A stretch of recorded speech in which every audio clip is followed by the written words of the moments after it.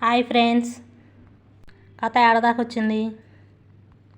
పెద్ద అబ్బాయి ఆవులు కాపలాకి వెళ్ళి పొలం గట్టు మీద కూర్చొని బాధపడుతున్నాడు. అప్పుడే ఆకాశంలో పార్వతీ పరమేశ్వరులు వెళ్తూ ఉంటారు. ఆ అబ్బాయి బాధ చూసి ఆగుతారు.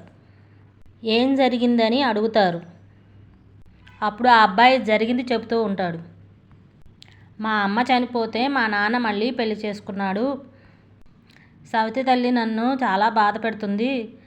మాడిపోయిన అన్నం, మంచినీళ్ళు, నెత్తి మీద 3 దెబ్బలు వాళ్ళ అబ్బాయితోటి పట్టిస్తుంది. చాలా బాధగా ఉంది అని చెప్తాడు. ఆ మాటలు విని పార్వతీ పరమేశ్వరులు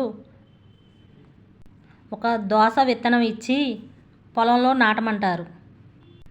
వచ్చిన దోసకాయలను తినమని చెప్పి మాయమైపోతారు.